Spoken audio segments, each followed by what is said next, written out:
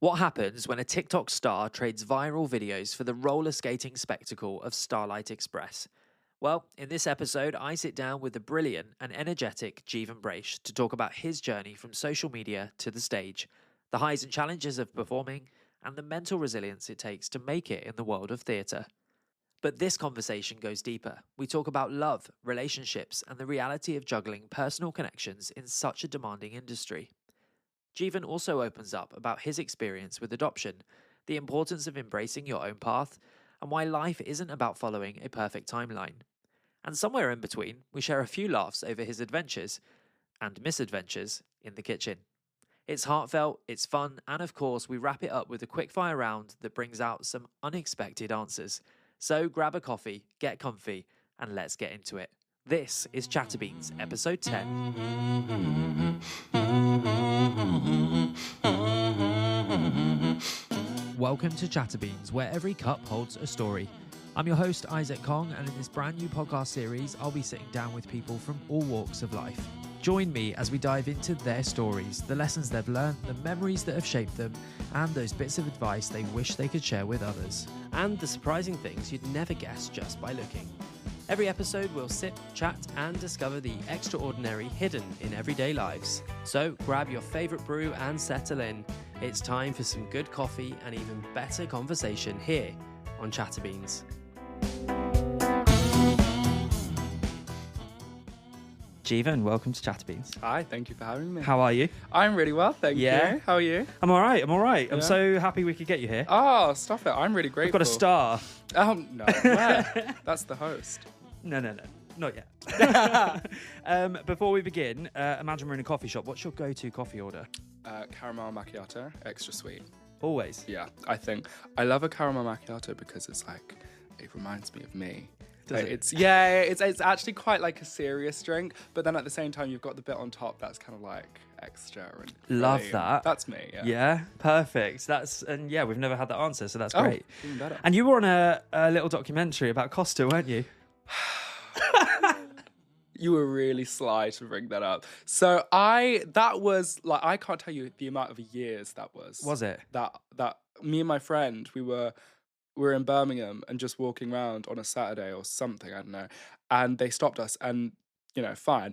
I expected that to be aired like maybe the next week or something. And I didn't expect it to be an actual documentary that people see. Yes. Tell me why it was like 4 years later. It's crazy. And people started messaging me saying, "Oh my God, I saw you on TV. I saw you on TV." And I was like, "Oh yeah, like what's Starlight put on now?" And they were like, "Oh no, not that." And I just saw myself like really young. And I went, now they're airing that. You did look have young. the same opinions, but yeah. Yeah. Well, it's funny that we were watching it. It's kind of embarrassing to admit that we were watching it on Netflix one evening. So It's okay. There we are. Jeevan, let's start off. Tell us about you, a little bit about you, who you are, what you do. What does life look like for you right now? So I am in the theatre industry. I am lucky enough to be playing Rusty in Starlight Express. And life is very chaotic and hectic, but in all the most beautiful ways because I'm in Starlight Express. Yeah. Tell us about Starlight Express. So For those that don't know. for those of you who don't know, it is a crazy, amazing musical by Andrew Lloyd Webber. And it is about a kid's train set that comes to life. And it's all on roller skates, which means we are whizzing past you all. And it's one of those musicals where what I love is you can be so vulnerable because you can just go in, sit down and not expect anything. Yeah. Like when you go to Les Mis or Phantom, you sit there and you mentally prepare yourself Yes. to be like, okay, this is gonna. You don't need to do that with Starlight. You can just have fun. You can let yourself go, have fun, and the beauty of it is that we want you to interact. We want you to be immersed. So like you can cheer, you can scream, you can cry, you can, as long as you don't put your hands out. Yes, apart from exactly. at the end. Like, it's one of those. It's it's for everyone. Yeah. And this is your first professional show, isn't it? Yes. So how did you get here? So mine was a pretty unorthodox route. I didn't go to drama school or something like that, but I was spotted off TikTok, which is That's crazy. very fun. Yeah. I was like singing, I think it was a Hamilton song or something. And then I also had covers on my own page and stuff like that. And a video happened to land on Pearson Casting's For You page. And then they got in touch and said, hey, do you want to audition for this? And I was like, sure. And now I'm sitting here talking to And you. the rest is history. Yeah. That's amazing. And you were 17, right? Yes, I was 17 at the time when I got cast, which was very daunting because I literally packed up all of my stuff and moved to London by myself at 17. And that was scary. That really was scary. Especially to be the lead in like such a massive, not just a musical, but a revival that hadn't been here for like, I don't know, 40 years or something. Like, it's a lot. There was a lot of pressure on that, right? Because Absolutely. a lot of people know about Starlight. And so then, and especially the main character, like Rusty, you know, there was a lot of expectation about who it would be, everything like that. And then for you, such a young age. Yeah. It was, I wouldn't have it any other way. But, you know, especially like, despite everyone saying, oh no, don't look at what people are saying online. Yeah. With me being like so young, I'm always online anyway. So I would just see some things sometimes. And it's like, you know, I'm not too surprised, but it's like, bearing in mind the only version of Starlight that's been continuous since the original London one is the one in Germany, in Bochum. Yeah. And I mean, for one instance, for the most part, Rusty has been white in Bochum. Interesting. And so when we got announced, a comment that I kept seeing was like about my skin color, like, oh, like, why is Rusty da, da, da. And it wasn't necessarily in like a pointing fingers sort of way, but it's like, oh, they've really gone down that route. And I was like, guys, the original version of Starlight, Rusty was a man of color, you know? Yeah. But you had a picture with him, didn't you? Yeah, Rachel, the icon himself. Yeah. And it really shocked me that so many people were, I guess, very surprised at our casting decisions. But hey. Because there's a few other characters as well, right? There were. We had Greaseball, which that's easily the biggest like mix up. Yeah. I think it's worked out so brilliantly because let's be honest, everyone loves Greaseball. And what I love is the fact that both versions work. Yes. And they don't threaten each other in any way. They don't like compete, because it's like it's the same character, same name, but it's such a different character. Yeah. And there's a beauty of it being gender swapped. And I think Al Knott, who plays Greaseball, just does it so well that great. Like you can't, and everyone who plays Greaseball as well, like you can't look at that character and compare it to the male Greaseball, because it's just completely different for all the best reasons. So I actually couldn't imagine it as a male. I've seen the show, I shouldn't admit it, 14 times. Oh my goodness. It's not the last either. I've got some more coming. You're like my dad. My dad's on 17. Really? Yeah. Oh, super proud dad. We're going to come on to parents in a bit.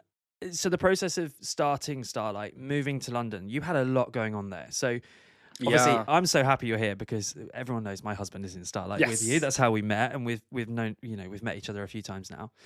But, you know, there's a difference between him living in London, knowing London, and starting skate school. Yeah. But to then move at 17. Yeah. Away from everything you know. Dropped out of school. Yes. I wasn't able to tell my friends either. And everyone was there like, why the hell have you like just dropped out of school and moved to London? I was like, just felt like it, guys. And they were like, no, tell us, there's got to be something. Like, so you moved to London, but you couldn't tell them that you're in Starlight? Yeah. And you'd left school? Yeah. I dropped out of school. I dropped out of everything in Birmingham. That's crazy. All like the clubs and everything I was doing, moved, and couldn't give them a reason why. Were people worried about you? Absolutely. Oh God, he's having a crisis. And then on top of that, because I started skate school, I was out of action. I wasn't on my phone for so long and stuff like that. And then because that took up my whole day, I couldn't exactly record or post what I was doing. So everyone just thought I'd just gone MIA in London. It was really wild until the cast announcement came out, and I was like, this is why. There you go, guys. You know, like my family knew, and like my best friend knew. Yeah. How did you cope with that then? So you've had to give up everything you know day-to-day life, routines, friendships almost, because I remember skate school, like Yeah. it was intense, It's right? blood, sweat, and tears in skate school. But I knew that day would come, regardless of if it was about Starlight. I knew I wasn't going to stay in Birmingham. Okay. I've loved growing up there. Even me and my parents know that's not where I was going to stay. We knew I was going to be a London boy, maybe Really? an American boy Oh. one day. But even though it happened so spontaneously, it felt right. Did it? It really did. I didn't mind one bit dropping out of clubs and school and this and this, because it was for all the right reasons. So, And what a great age to do it, actually, because it's hard. I do think it's harder as you get older to make big changes like that, like moving. Yeah. I moved at 22 and I found it hard. Really? So we won't go on about Starlight all day, but opening the show, you've gone from TikTok star to just star. Like, you've been on the One Show, you've been on BBC Radio, you've done lots of stuff out there in the public. You've recently won some awards. Yeah. Congratulations. Thank you. Thank How you did so that much. feel? Like, this whole year has been a journey for you, right? Yeah, it really is wild. And I'll find myself FaceTime with my friends going, I'm nominated for another thing. And they'll be like, what? It's wild. It's something which it's literally my dream come true. It's so easy to like have rose tinted glasses on. Especially when you don't have it. But when you do have it, it's so much fun. To every pro, there's a con. Of course. But it really does feel like right now I'm living my dream. Really? So, yeah, I really can't complain. Yeah. What are some of the cons? Okay. A big con is that if you aren't in Starlight or directly related to someone in Starlight, no one really understands the toll that it takes. Just like, for example, you'd know this because anyone who's really close to someone in Starlight knows that, like, when we come home, for example, we're like, or even on days off, sometimes we just want to do nothing. And I've recently had it with someone who how do I say this in a way without saying it? Say what you need to say. Where it's like, it's really hard because people don't understand that the toll and just the effect that it has. Our brain is always on Starlight, even if we're not at Starlight, because it's such an energetic show. But it's also such a massive show that even if we're not at it, it never stops. Like, whether it's, I mean, for me, I find, like, for example, my phone is always going on about Starlight. And I wouldn't change it for the world. Yeah. It just means that I will always give into it and I will always be doing, like, Starlight some way, shape, or form. And while that's not too much of a con, for the other person, sometimes I find, like, even with my friends and family, I find that it's like, oh my gosh, like, you really never get a break, do you? And I'm like, nope. No. But I love it. But I mean, but it's tiring, right? It's very tiring, just mentally, obviously physically.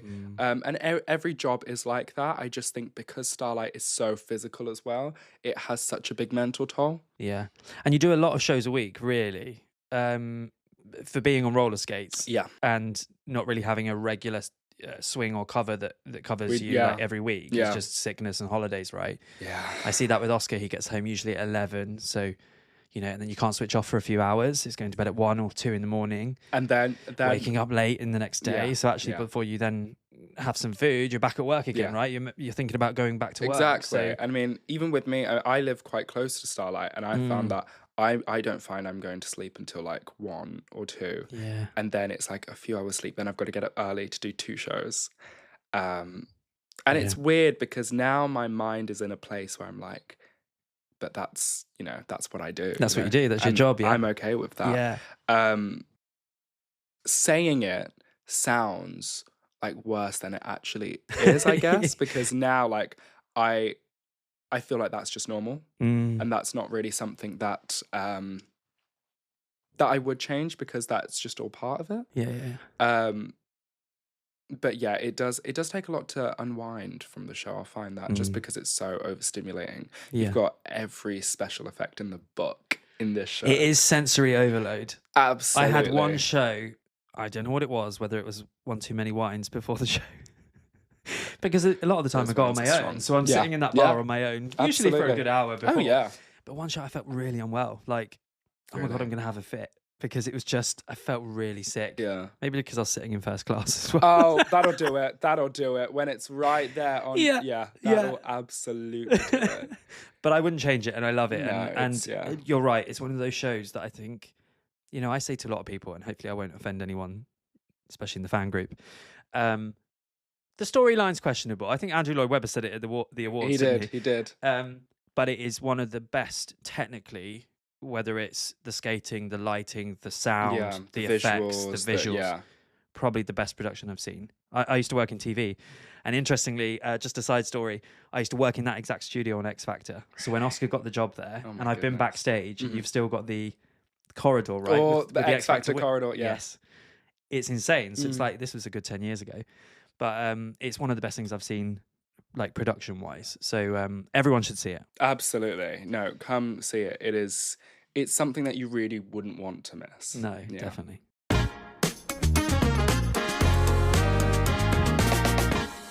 So let's roll back a bit. You grew up in Birmingham. Yeah. I love Birmingham. Yeah. I did some study there remotely during COVID, but I got to go there a few times and stay there. Tell us about that, your early days. Where did life start for you? You know, what were you like as a kid growing up? All that sort of So it was a bit weird because I grew up in Birmingham after being adopted by my family. As far as, you know, I know and remember, Birmingham is all I remember and all I want to remember, really. And that was, you know, that was amazing. I think I loved growing up there, especially being in a big city without it being too big. Yeah. And what I love is that it's given me that taste to want more. So it's so diverse, isn't it? It really is, yes. But I do feel like if I was born in London and lived in London and grew up in London, I think I would, me personally, I would get into a habit of just staying comfortable with everything. Would you? Because in Birmingham, I felt like there wasn't the industry of what I wanted to do to such a big scale, the way that London has. Yeah. So that's been brilliant. But like early life was very, very, very different because, so like I said, I was adopted because I grew up only for like a few years in the care system. Oh, really? Yeah, it was, you know, like when you read files and stuff like that, you read it and you're like, oh my goodness, I can't believe this happened to Have you read anyone. files on yourself? Yeah. Yeah, and it's something which I just think with a bit of time and with a lot of closure and acceptance, I've become so happy to talk about. Yeah. Because at the end of the day, it's not anything dirty. It's not anything shameful. And it's also not my fault. So Exactly. sorry. Yeah. But it's the sort of thing which I don't mind talking about. I actually love it. And I would love to talk about it more and to so as many people as I can. How old were you when you were adopted? I was around, let's say, just over 2. Really? Yeah. And you've been with your adopted parents? Ever since, yeah. Ever since. I mean, even before that, there were like, I want to say, over 10 to maybe 13 foster homes that I went through. Yeah. As a baby? Yeah. And that's the thing which people don't know about because it's not talked about. No. Everyone, I think a big thing, without sounding too blunt, there is a glamorization of adoption. And we talk about, you know, the adoptive parents. When we think of adoption, we think, oh, you've adopted a kid, you're a martyr, you're a saint. And they are. They're amazing. I love you guys. But it's that pre-process which doesn't get talked about, and the post adoption, you know, that child is always going to grow up with a certain amount of trauma. Yes. No matter how No matter your easy. age. Yeah, no matter the age and no matter how easy or rough the life before was, even if you've had the nicest, calmest life and you got adopted straight away, that kid will always grow up with certain things in their head, you know? And it's gonna happen, and it's not necessarily a bad thing, because sometimes those thoughts aren't bad things. Sometimes it's a thought of, oh, I do wonder where I came from originally, and that's fine. Often it's not as nice as that, and that's why it's so great that I think now people are talking about it more. There's organizations, there's charities. I've recently become an ambassador Yes. for an amazing, amazing charity called Adoption Matters. Okay. And anyone listening, I think you should check them out. And the beauty of it is that it's trying to make. I was in a meeting with them, and someone on the team said something so hilariously brilliant, which was, adoption isn't. We want adoption to be a sexy topic. The same way that, and I know it sounds weird at first, but it's like the same way that when it comes to raising awareness, when you talk about, for example, other charities like Alzheimer's or Yes. cancer and stuff like that, when you say the word straight away, you go, oh, you know what it's about, you know it's a serious topic. And I'm not trying to compare it, because you can't, No. one's an illness and one is, trauma. But just in regard to the topic of it, when you talk about those charities, you know what they do, you know what they're there for, and you know what they can help. Yeah. When it comes to adoption and charities, it's very vague. It's like, oh, okay, so I'm guessing it's just like adopting a kid. Yeah. No. So Adoption Matters?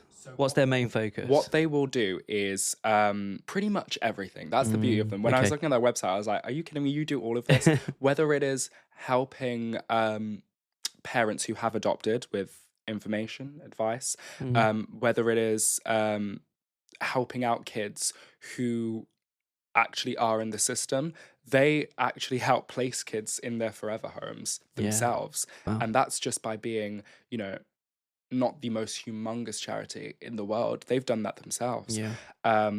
Whether it's donating, spreading awareness. A big thing is organizing events, and they do a lot of seminars online that you can go to just on Zoom, and you can listen to all the information that they might give about something specific to do with adoption. They'll go out and do talks. They'll do it's spreading awareness for all points and matters of not just adoption but foster care in general. Because at the end of the day, it's a massive bubble, and there are so many sub bubbles that come from it, and it doesn't have a good rep, does it, really? Because Oscar and I talk about children, and especially after marriage and stuff, and I've always been, well, we're going to get a surrogate, and we're going to do surrogacy, and people always question me, have you thought about adopting? The process to get to adopt a child from local authority point of view is insane. Is ridiculous. And so does this charity kind of help with some of that stuff? Absolutely. And I imagine also, and I don't know if this is the case, but you get that child and then you're left to it, because they haven't got the resource in local authorities either to support you, right? That's a big thing as well. And that's where Adoption Matters comes in. Fine. They help with that sort of thing, whether it's information, whether it's just care in general. How it's not like once you've adopted, you're done. That's because parents who have kids in a biological way, that's not the same for them. No. They've got all this information about, how to look after their kid. And why shouldn't that be the case with a child's mental health who's been adopted, Yeah. And you are so right in the rep that adoption has, especially, and that's, in my opinion, I think that's quite down to the foster care system. Completely.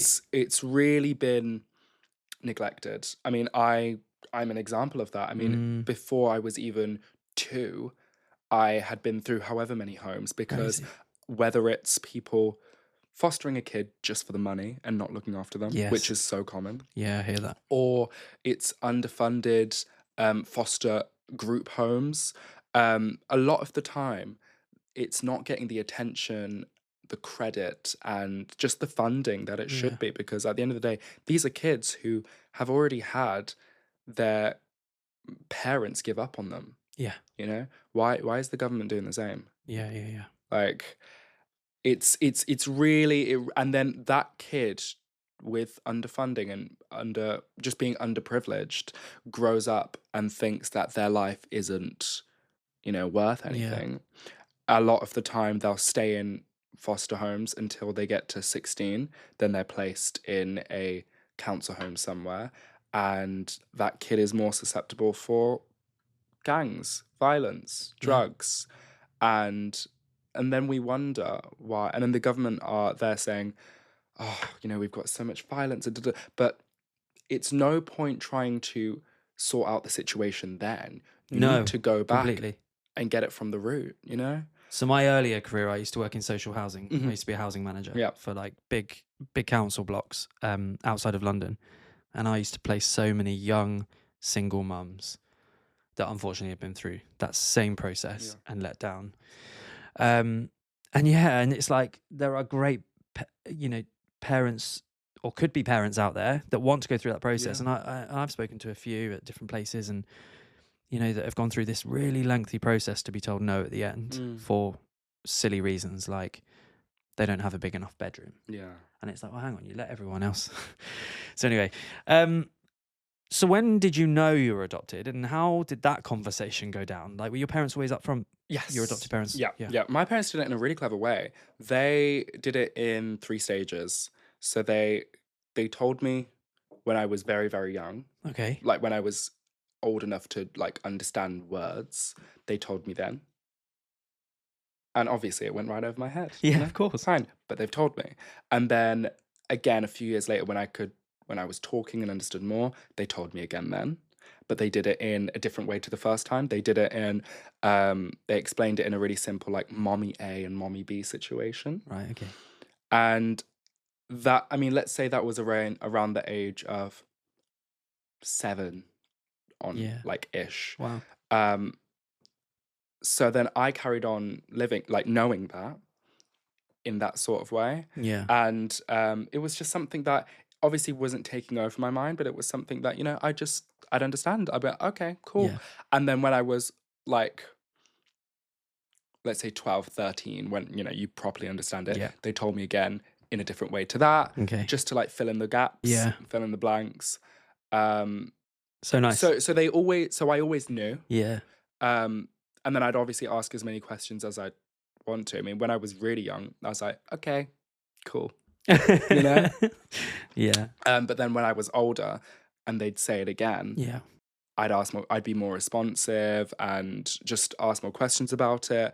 And then, it wasn't until maybe like a year or two ago that I went, okay, before I moved to London and stuff like that, or just before I start life properly as an adult, I want to know everything. And, they were there. They told me everything I wanted to know. Wow. And I've been absolutely fine with that. Yeah. Yeah. That's amazing. Do you have any desire to find out who your parents were? Yes. But, it's a sort of desire that it's more curiosity rather than like imperativeness. Yeah. I know who I am. And I know the parents who raised me. They're my parents. They're your parents, yeah. I know one day I will want to go out and find her. And that's fine. When the time is right, it'll happen. It could be next week. It could be 2 years from now. But it's the sort of thing that requires so much undivided attention. Yeah. And right now, I'm happy staying where I am and focusing on my job. Good for you. That sort of stuff. Yeah. But it'll happen because, Love that. Yeah. Thank you for talking about it. No, not a problem.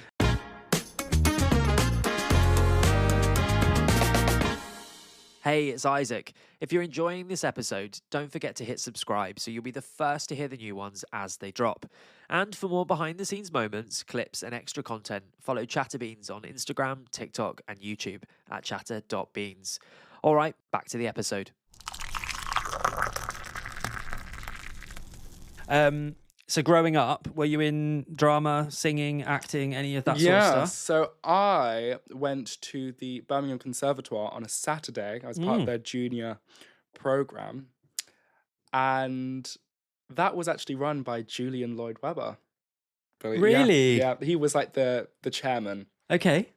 Obviously, I never met him at the time, but like you just knew of it. Yeah. And yeah, I did that for like 7 years, and I trained in. So the only training in singing I've got is in opera and classical.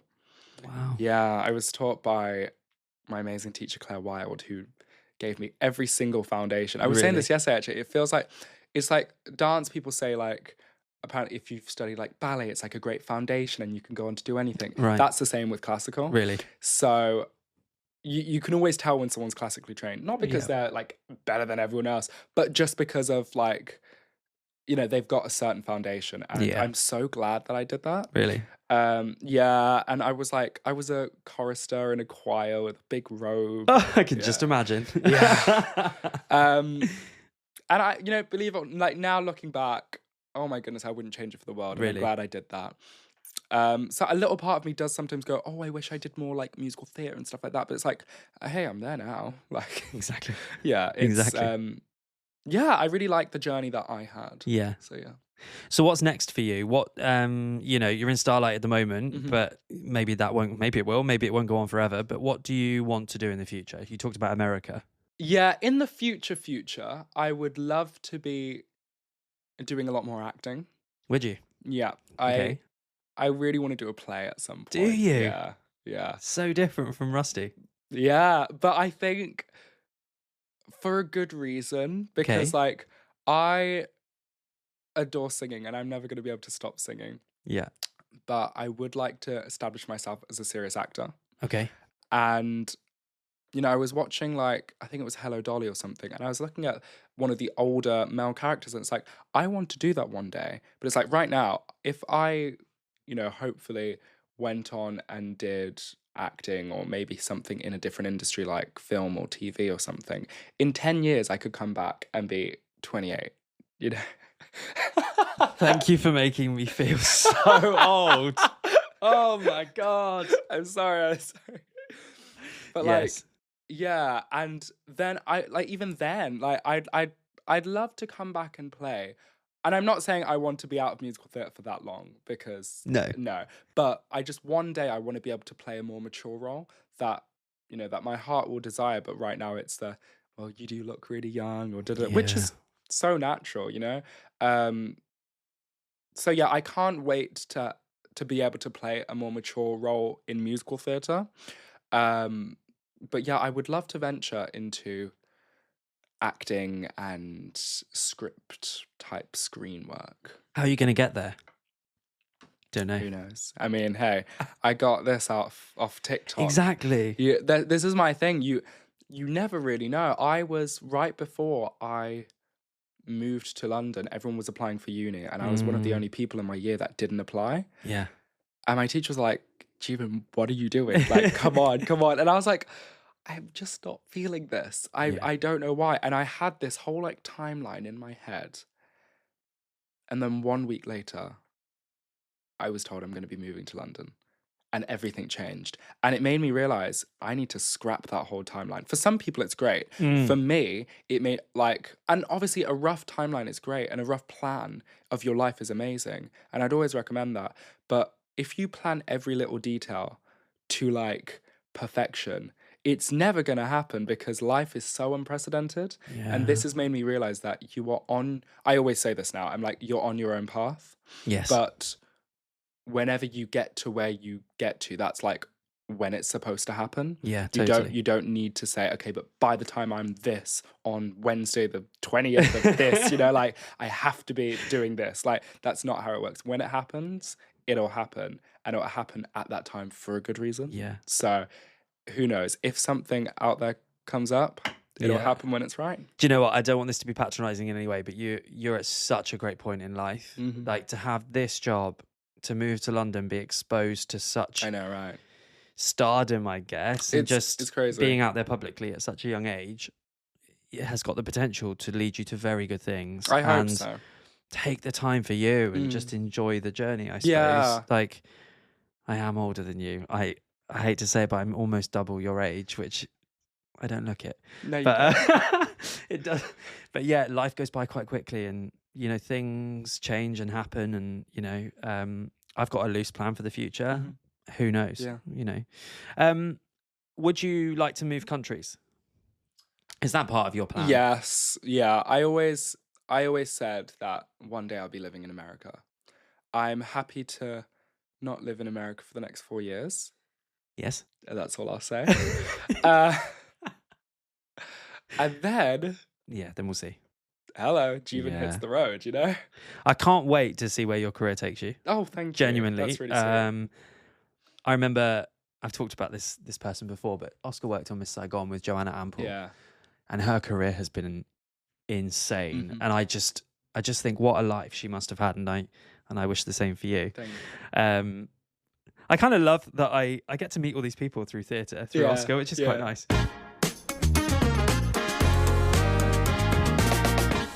What about personally then? Relationships, anything going on that you want to talk about? You don't have to. No, I mean, it's like... It must be hard because... It really is. Because, is. like, bang on again, but we're married and whatever, and we were already together before he started in theatre, which I think is much easier than trying to meet someone with your schedule. How do you do that?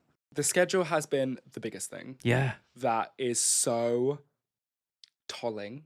Yeah. It's the sort of thing that I also feel like with the other person, I can't expect them to understand, so I can't ever get mad. But then it's very like, yeah, it's really hard, and especially like with my role in the show, it's like it just has that, and that's not to sound or but it's like it literally never stops for me, and I know that will always take its toll on relationships, both platonic and romantic. Totally. So right now I am very single. Anyone out there? I hope so. There will be. Oh yeah. Because I have this view on relationships in theatre that it's both a pro and a con, I think, to date someone in or out of theatre. Right. So if they're out of theatre, it's a pro in the sense that they're generally more free than you, probably. The con is that they don't always understand the toll. If they're in theatre, the pro is they get your schedule, but the con is that they're doing the same hours as you, or they're doing a tour, or they're doing something else. So that's really tricky. That's what I've been saying to my friends. It's like you need someone who's like in the same industry without being in the exact same part of the industry. Yes. Like my agent, for example. I'm sure she won't mind me saying this. She's an agent, she's in the industry, and then her boyfriend is like on like the producing side of the industry. Right, okay. And like they work so well. Yeah. Because they both understand that like theatre is hell. Yeah. But they understand it, and they understand that like this is just from me looking at them.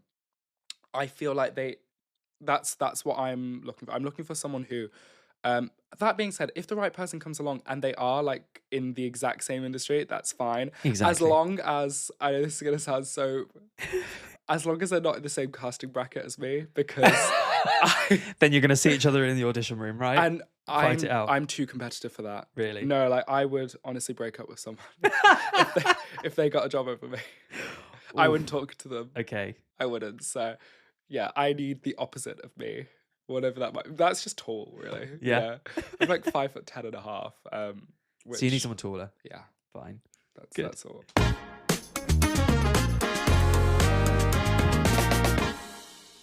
Biggest life lesson or bit of advice that you want to share with people?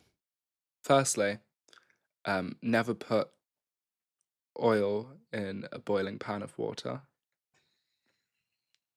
That's something I learned the hard way. You learned this last night, didn't you? Yes, I did. I happened to see this part of your TikTok live making...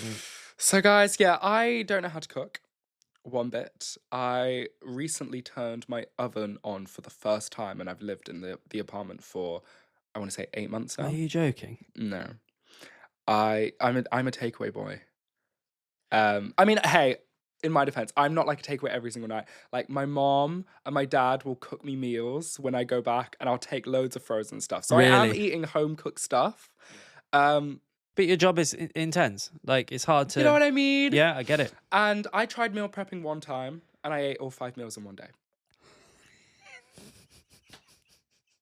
So that did not work. Okay. And I gave up. Fine. I tried HelloFresh. Yeah. Oh, I saw that. Hello, not so fresh. Yeah, I agree.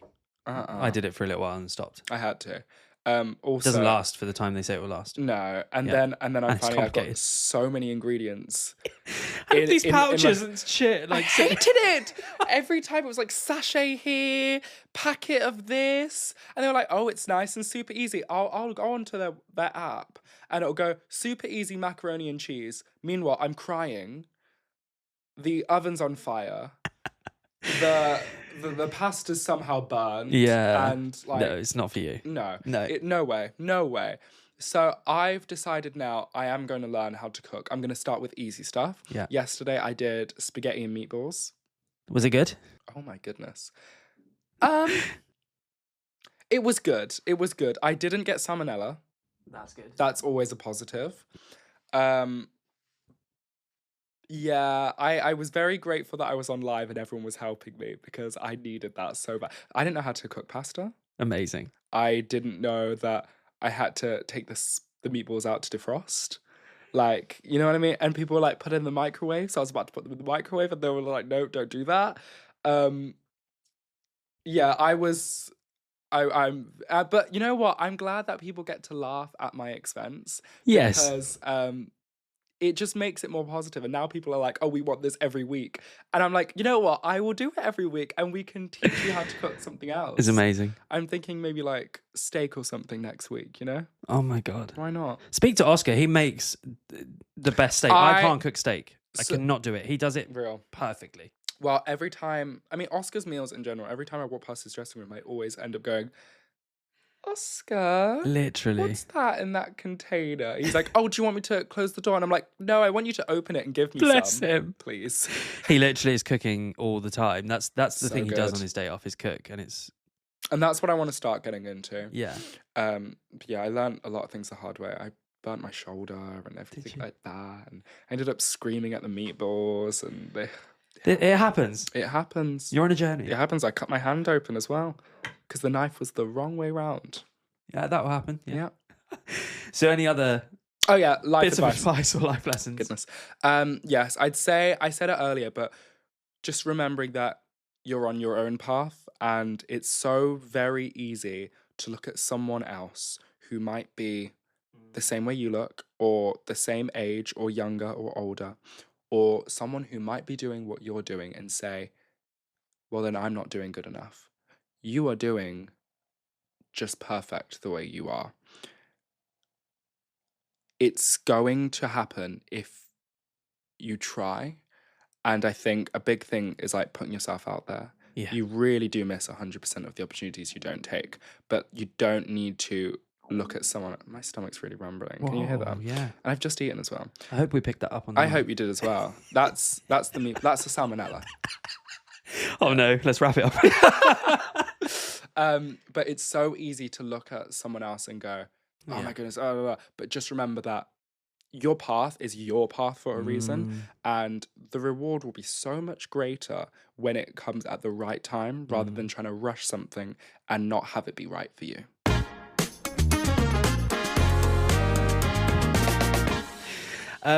Is there something you've had to unlearn in life? Maybe on your move to London? Yeah. And this ebbs and flows, but staying under the radar. It was something that growing up, I was taught a lot. And for some situations, obviously it applies, but for a lot, it really doesn't. Okay. And I've really realized that the phrase staying under the radar just means, you know, you need to fit in, don't draw any excess attention to yourself, or just don't start anything and have people looking at you and da da da da. But you're not going to be that someone special that a casting director looks at besides everyone else if you stay under the radar, Yeah. you know? And And you're not true to yourself. you know what I mean? Mm. By staying under any form of radar, you're diluting your own talents, Yeah. your own personality, Yeah. your own skills. And that's not something that you need to do. I think, if anything, I think that's an injustice to yourself. Because as far as we know, we have this one life. You know, if you believe in afterlife and stuff, that's brilliant. But right now, we're living this life. Exactly. And why waste that by not being yourself? Because without sounding too morbid, we're gonna die, babe. You know what I mean? Like, and we don't know when it could be. I know. And it's just the case of live your days how you want to. Yeah. And it's crazy that it's that simple, but it is. You know, I so get you. I like so resonate. just live your life and be happy. Yeah. You know what I mean? Yeah. Like, so what if you keep seeing online that you shouldn't eat this one thing because, oh, it'll, you know, like if things make you happy, and obviously this all has a certain extent. Yeah. I'm not going to encourage you guys to break any laws or something like that. But like, you know, if something makes you truly happy, relish it. Yeah. And you don't have to stay under the radar for anything or anyone. Mm-mm. You know, if anything, Yeah. I say break the radar and go above and beyond. Yeah. So that's something that I had to unlearn, that moving to London, and I didn't think that would be the case because I heard that a lot when I was talking about moving to London, Yeah. when actually it's very much the opposite. So, yeah. I completely resonate. And I think my thing of that was starting the podcast. Yeah. I'm not stupid. I know there's people out there. It's like, oh my God, here's someone else starting a podcast. And there will be people that follow me on Instagram, whether my friends or not my friends, but there'll be people who go, oh God, he's posting about that again. Like, he's delusional. That's me with Starlight, yeah. Yeah, he's delusional, like starting a podcast, whatever. But I've always wanted to do it. And I thought, and that's reason enough. Life is too short. And that's reason enough. You know what I mean? It's like, who cares? Exactly. Who actually cares? Exactly. It's not actually that deep. When you realize like small things like, oh my goodness, okay, I want to start. But because I was the same with I was there like, oh, people are going to be like, oh, another podcast, or, you know, oh, another Starlight post, or da-da. It's there like, it's my life. Yeah. Like, who if you don't want to cares? look at it, don't look at it. You know, right? And exactly. It's like when you know, think about the same people who you think are going to be like, oh, da-da-da. Think about when they're really old and on their deathbed. Do you really think they're going to be going, yeah, but like that one guy who made a podcast just really grinds my gears? I know. They're not going to care because love it. It's not deep enough. Exactly. Like, you are the main character in your own story. It's your life. Yeah. Why shouldn't it be all about you? Yeah. You know, why shouldn't you do whatever the hell you want to do? Exactly. And if that is making a podcast, if it is dressing a certain way or doing whatever you want to do, being in a musical about trains on roller skates, like, it's like, you know what I mean? Like, it's totally. my life. I'm gonna be the main character. Yeah. I don't care if you don't like it. Like, that's an attitude that I had to learn, which people think is like very prevalent with me straight away, but it's like, that's something I had to learn. It wasn't something that was always there. Okay.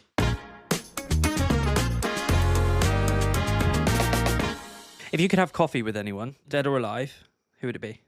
Why? Where would you take them? I would. I'd go Viola Davis. You know. Would you? Yeah. Oh my God, what a good one. She is just everything to me. Like, even if I wasn't in the industry, I think I'd still be just as obsessed with her. Really? Yeah. She's everything. She represents everything that I want to do. Okay. And I'd have a coffee with her. I'd sit down somewhere really quiet. And I just think I just want to listen to her. Yeah. Because she just oozes passion for whatever she's talking about. You know what I mean? Yeah. Like, in everything. She is the epitome for me. And I've cried over Viola Davis just because of how much I love her. You see, the thing is with her, she's so passionate and she knows where she stands. She knows her worth. She sat down on literally a show like this and she said, I've made the same amount of movies as Meryl Streep. I have the Oscar. I've got the Emmy. She's got the Golden Globe. She's got all of these things. She doesn't get that same recognition. No. Whether That's that's really interesting. money or whether let's be honest, she's not going to sit there thinking I need more money. No. But it's the recognition of actors, and I think Meryl Streep is easily just wow, you know. Yeah. And Viola and Meryl have literally worked together. Have they? Yes. And I just think everything Viola talks about is so true. And she's had to learn it the hard way. And she still comes out looking like this amazing, positive, cheerful, intellectual woman. Yes. Who is really like showing us what like Black excellence is about. Yeah. And that's something which has always just made me go, okay, that's who I want to be. And that's who I'd want to have a coffee with. Absolutely. I love that. Yeah. I made Oscar watch How to Get Away with Murder. Oh my goodness. Oh my God. And then for some reason, I don't know, algorithms or whatever, but there's this one reel about her talking about her marriage. Wow. Right. Just gets you right there. I love that. I did a case study on her when I was younger for fun. How'd you do? Yeah. About her early life and how she went to Juilliard, and you know, it's so inspirational. And one thing which I love about her, which I wish we could see more of in actors and singers. Bear with me on this. The ability of letting yourself be ugly. This is going to sound weird, but when she's in a role, and I think this is the case with a lot of singers and stuff like this, we'll stand on stage and we'll do everything, and we'll sing in a really nice, great angle to make sure we look great from every angle and we sound great, and and everything's perfect. Has to be, because social media now has, the second that you let your guard down, boom, they're in. Yeah. Oh my God, did you see this angle of XYZ and they look awful and blah, blah, blah. And a case with acting and stuff like, even when people are crying and stuff like that, we're doing, like, I say they're doing it in a way that still maintains their image and they look pretty. Yes. What I've always loved about her, and I think what's always set her aside, is she has the freedom of truly letting herself go. And that to me is an actress. And, you know, you see it with the real classics like Denzel Washington and Meryl Streep and stuff like that. Like, it doesn't matter. They'll let themselves. Let, like, it doesn't matter if they're speaking passionately and they're spitting or they're snotting or something like that. Like, they'll do it. Yeah. And that's something like that ugliness, which with Gen Z and just modern day beauty standards has fizzled out. Yeah. And I think that's something which, that's a true actor, you know? Yeah. Someone who is fully going to embody it and not care if they don't look picture perfect during that scene. Yeah. You know? And that's what I want to do. I love that you talk with such passion about that. Everyone always says that when I start talking about Viola. Yeah. She does that to me. Amazing.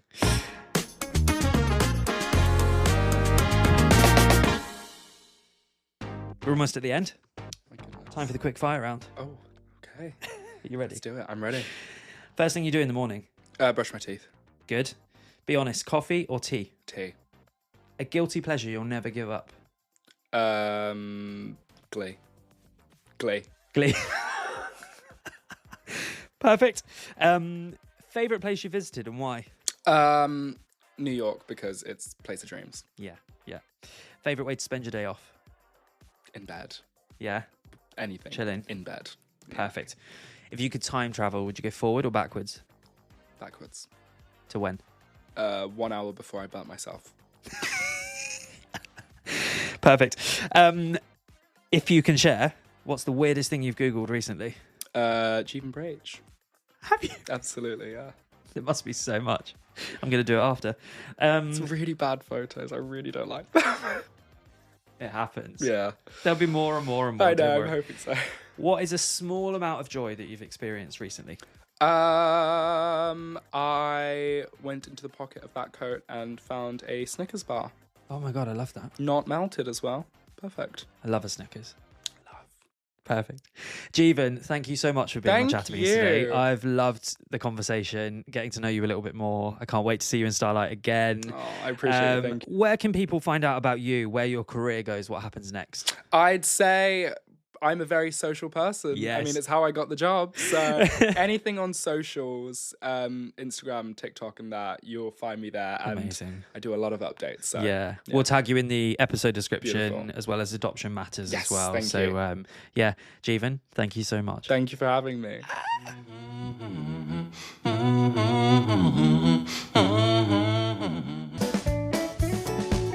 Thank you so much for tuning in to ChatterBeans. I hope you enjoyed today's conversation. If you liked this episode, don't forget to subscribe and leave a review. And for more behind-the-scenes moments, guest updates, and a peek into the world of ChatterBeans, follow us on Instagram at chatter.beans. Until next time, grab a coffee, sit back, and let's keep chatting.